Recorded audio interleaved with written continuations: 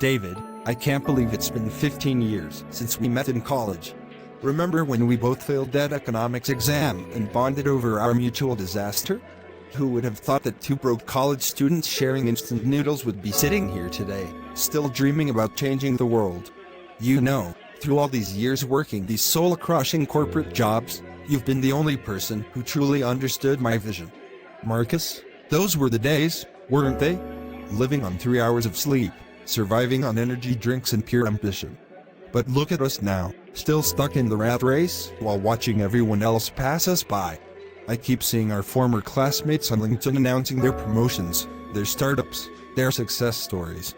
Sometimes I wonder if we're just dreamers who'll never actually do anything. But you're right, brother, we've always had each other's backs. That's worth more than any corporate ladder we could climb. Your ideas have always inspired me, especially the tap concept you've been developing. You're sitting on gold, Marcus. That means everything coming from you, David. Actually, that's why I wanted to meet today. I've been working on something huge for the past 2 years, every night after work, every weekend, every vacation day. It's a revolutionary food delivery app that connects home cooks with customers who want authentic, homemade meals. Think about it. There are thousands of talented home cooks, especially elderly people and stay-at-home parents, who could earn income from their cooking skills. And there are millions of busy professionals tired of restaurant food who crave real, home-cooked meals. I've already built the prototype, done the market research, and even have 3 investors interested. This could be our ticket out, David. This could change everything for both of us. Wait, Marcus, are you serious? You've actually built this? This is incredible. The market potential is enormous. We're talking about disrupting a multi-billion-dollar industry. The gig economy meets comfort food meets community connection. This is brilliant. But why haven't you told me about this sooner? We've been having lunch every week for the past 2 years, and you've been sitting on this gold mine. I'm honestly a little hurt that you didn't trust me with this earlier, but I'm also incredibly excited for you. This could be the breakthrough you've been waiting for your entire life.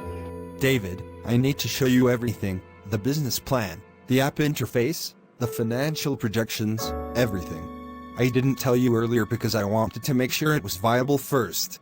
You know how many half-baked ideas we've had over the years that went nowhere. But this one is different. I've put my entire life savings into developing this, $40,000.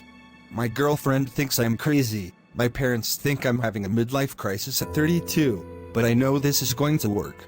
The reason I am telling you now is because I want you to be my co-founder. I can't do this alone, and there's nobody else I trust more than you. Marcus, I'm looking at these projections, and if even half of this is accurate, we're looking at a valuation of $10 million within 2 years. The user interface is intuitive, the business model is scalable, and the timing is perfect with everyone looking for authentic experiences and supporting local communities. You've really thought of everything: background checks for cooks, food safety certifications, insurance coverage, even the algorithm for matching cooking styles with customer preferences. This is professional level stuff. But $40,000? Marcus, that's your entire inheritance from your grandmother. You risked everything on this? Every penny was worth it, David. My grandmother always told me that the biggest risk in life is not taking any risks at all. She worked 3 jobs to put my mother through school, and she'd want me to use her money to build something meaningful. Look, I know it's a lot to ask, but I need someone who understands both the technical side and the business side. You have the MBA, you have the connections from your corporate job, and most importantly, you have the vision. We've always said we'd build something together. This is our chance. I'm offering you 40% equity to come on board as co-founder and CEO while I handle the technical development as CTO. 40%? Marcus, you're literally offering me almost half of your life's work. After everything you've invested, both financially and emotionally? That's incredibly generous, maybe too generous. But you know what? If you believe in this that much, if you believe in us that much, then I'm in. I have about $20,000 in savings I can invest, and I know at least 5 angel investors from my MBA network who would be interested in this. We're going to make this happen, brother. By this time next year, we'll be running our own company. No more begging for vacation days, no more pointless meetings, no more pretending to care about corporate initiatives we know are meaningless. Marcus, it's 2 in the morning. You've been at this for 18 hours straight. I barely see you anymore. You're either at your day job, working on the app, or meeting with David about business strategies. I'm starting to feel like I'm dating a ghost. I understand you're passionate about this, but you are going to burn yourself out before you even launch. And honestly, I'm worried about David's involvement. Something about how quickly he jumped on board, how he's suddenly taking over all the business meetings without you, it doesn't sit right with me. Sarah, I know I've been absent, and I'm sorry. But this is the final push before we launch. David's been incredible. He's brought in 3 potential investors already, and he's handling all the legal and corporation stuff so I can focus on perfecting the app. You don't understand the tech world. Having someone like David who can sell the vision while I build it is invaluable. He's my best friend. He's been there for me through my parents' divorce, through my depression in college, through every failure and setback. If I can't trust David, I can't trust anyone. Just give me 3 more months, and everything will change. We'll have the life we've always dreamed about. That's exactly what worries me, Marcus. You trust him so completely that you're blind to any red flags. Did you know he's been meeting with investors without you? My friend Jennifer works at one of the VC firms he visited, and she said he presented himself as the sole founder. When she asked about the technical team, he said he had contractors working on it. Contractors, Marcus. Not his co-founder and best friend, contractors. I'm not trying to create problems, but you need to protect yourself. At least make sure all the legal documents are in order, that your intellectual property is protected. Sarah, you're being paranoid. David probably just misspoke or Jennifer misunderstood. He's probably trying to shield me from the business stress so I can focus on the technical side. That's what partners do, they divide and conquer. Look, I appreciate your concern, but David and I have been planning our escape from corporate life for over a decade. This app, this company, it's not just mine, it's ours. We're building something that will help thousands of people earn a living from their homes, something that will bring communities together through food. That's bigger than any petty suspicions or misunderstandings. Sarah, something's wrong. Something's terribly wrong. I tried to log into our business bank account this morning, and my access has been revoked. The app's source code repository, I'm locked out. The Oz servers hosting our beta version, my credentials don't work anymore. Even our company email domain, I can't access anything. David's not answering his phone, his apartment is empty, and his office said he quit 2 weeks ago without telling me. What's happening? This has to be some kind of mistake, some technical glitch or security breach. Marcus, sit down. You need to see this. TechCrunch just published an article an hour ago. The headline reads, Serial entrepreneur David Chen raises $2.5 million for revolutionary food delivery startup Amit Chef Haven. Marcus, that's your app. That's your exact interface, your algorithm, your entire business model. The article says he's been developing it for 3 years, that he quit his corporate job to pursue his passion project. There is no mention of you anywhere. Not a single word about you, your contribution, or your investment. He stole everything, Marcus. Your best friend stole everything. No, this can't be happening. Let me read this. David Chen, a visionary entrepreneur with an MBA from Wharton, identified the gap in the market for authentic home-cooked meals. Sarah, he doesn't even know how to code. I wrote every line of that application. I designed every feature. I conducted every user interview. How is this possible? We signed partnership agreements. We have documents. Wait, the documents. He said he filed them with the state. He said the lawyer was his friend who was doing it as a favor. Oh God, Sarah, I never actually saw the final filed documents. I trusted him to handle the legal side while I focused on development. Marcus, I'm so sorry, but I warned you about this. I kept telling you something wasn't right about how he was handling things. The separate meetings, the way he kept you away from investors, how he insisted on managing all the legal and financial aspects. This was planned, Marcus. This wasn't a spur-of-the-moment betrayal. He methodically cut you out of your own company. We need to call a lawyer immediately. You have all your development notes, your original designs, Your grandmother's inheritance records showing the initial investment. We can fight this. Marcus, I figured you'd show up here eventually. Look, before you say anything, let me explain. The business world isn't about friendship. It's about opportunity and execution. You're a brilliant developer, but you're naive about business. Those investors I brought in? They didn't want to work with someone without business experience. They wanted someone who could scale, who could lead, who could make the hard decisions. I tried to include you, but you were holding the company back with your small thinking and your insistence on maintaining control over every technical decision. Holding the company back? David, I created this company. Every line of code, every feature, every innovation came from my mind, my work, my sleepless nights. You contributed nothing except lies and manipulation. You used our 15-year friendship as a weapon against me. You knew I'd trust you with anything, and you exploited the trust. $40,000, my grandmother's entire life savings that she left me, you stole that from me. But worse than the money, you stole my dream, my vision for helping communities connect through food. How do you sleep at night knowing what you've done? You want to know how I sleep? On Egyptian cotton sheets in my new penthouse? That's how. Marcus, you were always too emotional, too attached to idealistic notions of friendship and fairness. This is business. You had a good idea, but ideas are worthless without execution. I executed.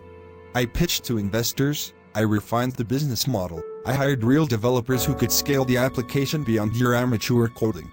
Your $40,000? Consider it a consulting fee for your initial concept.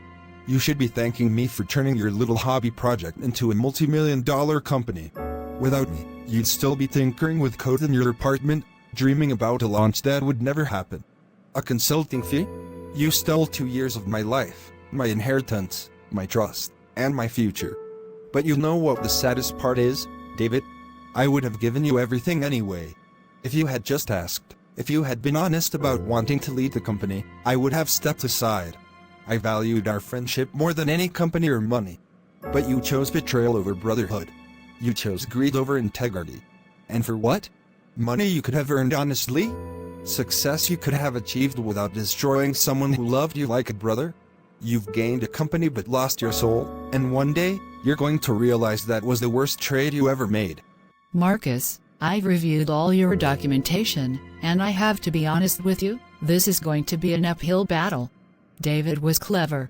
He incorporated the company in his name only, filed all the intellectual property under his name, and there is no formal partnership agreement with your signature. The email exchanges you have show collaboration, but without formal contracts, they are not binding. The development logs and timestamps on your code could help prove you were the original creator, but he's already deployed a new version that's been significantly modified by his new team. We can fight this, but it could take years and cost hundreds of thousands of dollars with no guarantee of success. So you're telling me he gets away with it? He steals my life's work, my money, my future, and there's nothing I can do about it? The legal system just allows someone to destroy another person's life like this? Jennifer, I have proof that I created every aspect of that application. I have bank records showing my investment. I have witnesses who knew about my work before David was even involved.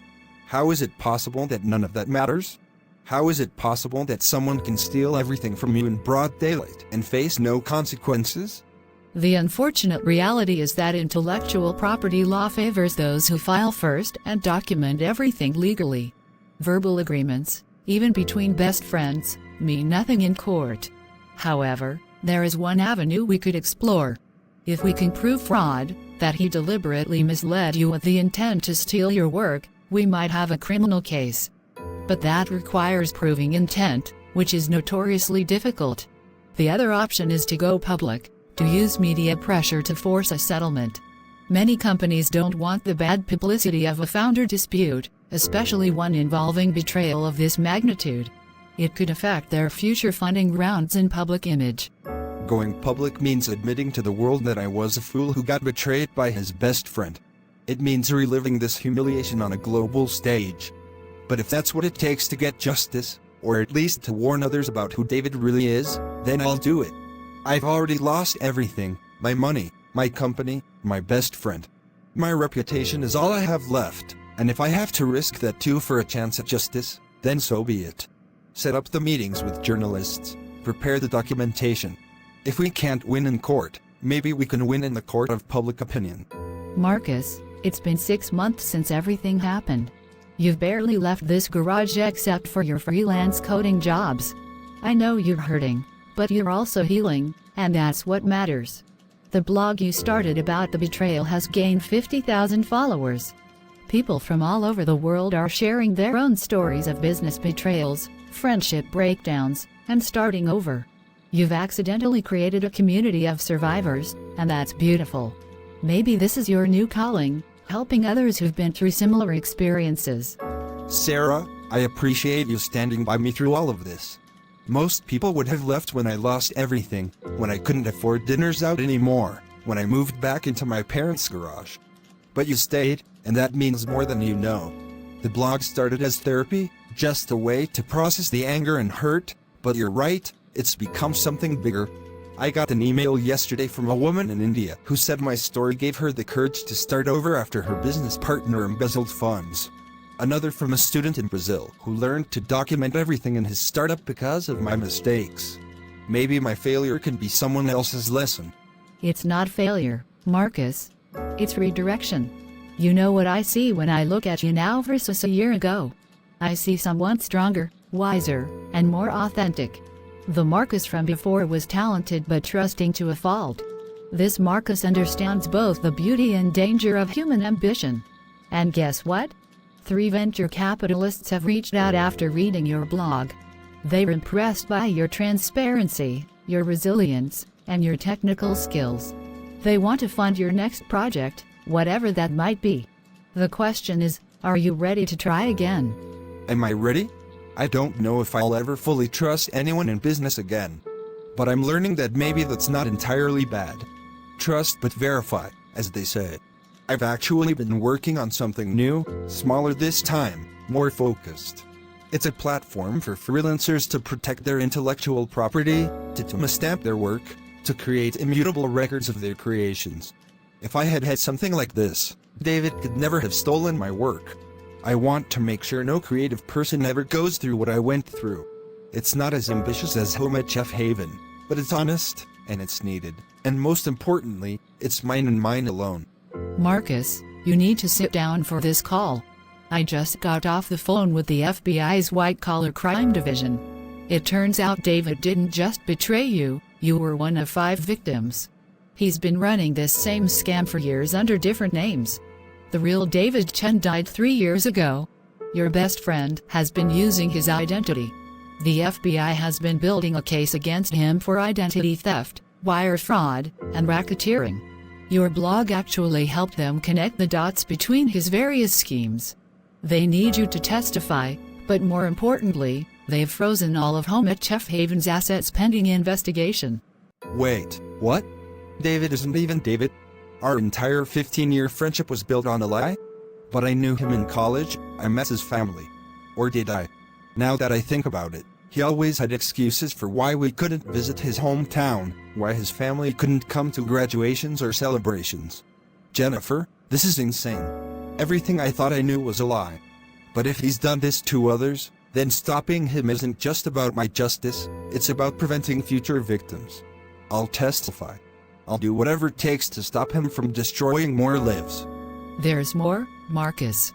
Because the company was built on fraudulent premises, the court is likely to award you full ownership of Home at Chef Haven once the criminal case concludes. The investors are already expressing interest in working with you as the legitimate founder. Your story of betrayal and resilience, combined with your proven technical abilities, actually makes you a more attractive leader than David ever was. The irony is that his betrayal might have just made you stronger and more successful than you would have been with him as a partner. I don't even know how to process this. For months, I've been mourning the loss of a brother who never existed. The David I loved, the friend I trusted, was just a character performed by a con artist. But you know what? The pain was real, the lessons were real, and the growth was real.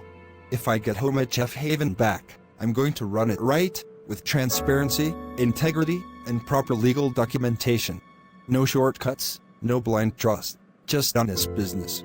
Maybe that's the silver lining in all of this darkness, learning to build something the right way, even if it takes longer. Marcus, your story has captivated millions around the world. The man you knew as David Chen has been arrested and charged with 37 counts of fraud across 5 states. You've become the face of startup founders who've been victimized by con artists and betrayed by fake partners. Your blog has over 2 million followers now, and your new company, Trust Chain, just secured $10 million in series of funding. How does it feel to have turned such a devastating betrayal into a platform for helping others? Patricia, if you had told me 18 months ago that being betrayed by my best friend would lead to this moment, I would have said you were insane. The pain of that betrayal nearly destroyed me. But pain can be a teacher if you let it. Every day, I receive messages from entrepreneurs who've protected themselves because of my story, from people who've learned to verify before they trust, from dreamers who've learned to dream with their eyes open. Trust Chain now protects over 50,000 creators' intellectual property. We're preventing future betrayals, and that gives meaning to my suffering.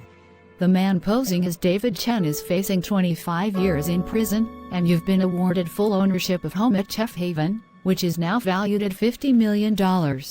You've gone from losing everything to becoming one of the most successful entrepreneurs of your generation. What would you say to him if you were watching this right now? I'd say thank you. Thank you for teaching me that integrity is more valuable than any amount of money. Thank you for showing me who my real friends are, the ones who stood by me when I had nothing. Thank you for forcing me to become stronger, smarter, and more careful. But mostly, thank you for failing. Your greed and deception caught up with you, proving that crime doesn't pay in the long run. While you sit in a cell, I'll be building the company we dreamed about, but I'll be building it on a foundation of truth and justice. Your betrayal didn't break me. It built me. And that's the ultimate revenge, living well and helping others do the same. Sarah, did you see his face when the judge read the verdict? 22 years in federal prison, restitution to all victims, and a lifetime ban from any executive position in any company. The man who stole dreams for a living will spend the next 2 decades in a cage. I thought I'd feel victorious, but honestly, I just feel empty. All those years of friendship, even if they were fake on his end, they were real to me. I mourned the loss of my best friend twice, once when he betrayed me, and again today when I realized that friend never existed at all. Marcus, you have every right to feel conflicted. You loved the person you thought he was, and that love was real even if he wasn't. But look what you've built from the ashes of that betrayal. Home at Chef Haven now employs 300 people and has helped 20,000 home cooks earn a living. Trust Chain protects millions of creative works. Your story has inspired countless entrepreneurs to protect themselves and pursue their dreams safely. You've turned poison into medicine, and that's the rarest kind of alchemy. The Marcus I fell in love with 8 years ago was special, but the Marcus standing here today is extraordinary. I couldn't have done any of this without you, Sarah. When everyone else saw a failure who got conned by his best friend, you saw a survivor who needed time to heal. When I wanted to give up, you reminded me that my story could help others. When I wanted revenge, you taught me that success is the best revenge. I've been so focused on rebuilding my professional life that I haven't properly acknowledged what you've done for my personal life. You saved me, Sarah. Not from financial ruin or professional failure, but from becoming bitter and cynical. You kept my heart open when all I wanted to do was close it forever. Marcus, you saved yourself. I just held the light while you found your way out of the darkness. And watching you transform from victim to victor, from betrayed to breakthrough, has been the greatest privilege of my life. You know what the best part is? This is just the beginning. You're 34 years old with 2 successful companies, a story that inspires millions, and a wisdom that usually takes decades to acquire. Imagine what you'll accomplish in the next 30 years. That con artist thought he was stealing your future, but he actually just accelerated it. You would have been successful either way, but now you were successful and wise. Mr. Thompson, thank you for agreeing to meet with me. I know you must get hundreds of requests from young entrepreneurs, but my situation is unique. 6 months ago, my co-founder disappeared with our startup's funds and all our intellectual property. I've been following your story since the beginning, and your blog gave me hope when I wanted to give up. I'm not here to ask for money or even advice. I just wanted to meet the person who proved that betrayal doesn't have to be the end of the story. You turned your worst nightmare into your greatest triumph, and that gives me hope that I can too. Alex, first of all, call me Marcus. Mr. Thompson was my father, and he never got betrayed by a fake best friend, so he doesn't deserve that association. Second, I'm glad you reached out. When I was where you are now, I felt like I was the only person in the world who had been so thoroughly deceived. The shame was almost worse than the financial loss. But here's what I learned: every successful person has a failure story, and the most successful people have the worst failure stories. Your co-founder didn't steal your future. They stole your past work. Your future is still entirely in your hands. The question is, what are you going to do with it? Honestly, I don't know. I'm 25, broke, and my trust in people is completely shattered. My parents think I should give up on entrepreneurship and get a regular job. My girlfriend left because she said I was becoming paranoid and suspicious of everyone. I can't even collaborate with anyone because I'm constantly waiting for them to betray me. How did you learn to trust again? How did you rebuild not just your business but your ability to believe in people? Because right now, I feel like I'll never be able to work with anyone ever again. Alex, I'm not going to lie to you. You'll never trust the same way again, and that's actually a good thing. Blind trust is dangerous. Informed trust is powerful. Here's what I did. I started small. I hired one person, documented everything, and slowly built trust through verified actions, not words. I learned to separate personal relationships from business relationships. I created systems that didn't require trust, legal frameworks, technical safeguards, financial controls. But most importantly, I learned that not everyone is a con artist. For every person who betrayed me, there were 10 who supported me. Don't let one person's evil make you blind to everyone else's good. And if you're interested, I'd like to offer you a position at Trust Chain. We help people like us protect their ideas. You'd be perfect for our victim advocacy program. 3 years ago, I stood in an empty garage with nothing but debt and devastation. My best friend of 15 years had stolen my company, my life savings, and my faith in humanity. Today, I stand before you as the CEO of 2 companies worth a combined $100 million. But this isn't a success story about money, it's a story about resilience, about turning betrayal into breakthrough, about transforming victimhood into victory. Every single one of you will face betrayal in some form. A partner will let you down, a friend will disappoint you, a colleague will undermine you. The question isn't whether you'll be betrayed, but how you'll respond to that betrayal. The man who betrayed me is serving 22 years in federal prison, but that's not my victory. My victory is the 20,000 home cooks earning a living through home at Chef Haven. My victory is the 5 million creative works protected by Trust Chain. My victory is the 15-year-old kid in Detroit who read my blog and learned to protect his app idea before sharing it. My victory is standing here, scars and all, proof that betrayal doesn't have to be your ending, it can be your beginning. When someone steals from you, they're betting that you will crumble, that you'll quit, that you will let bitterness consume you. The greatest revenge is to build something so beautiful from your pain that people forget you were ever broken. To those who've been betrayed, abandoned, or deceived, I want you to know something: your pain is valid, your anger is justified, but your future is not defined by what was done to you. It's defined by what you do next. Use that pain as fuel, use that betrayal as a teacher, use that devastation as a foundation for something stronger.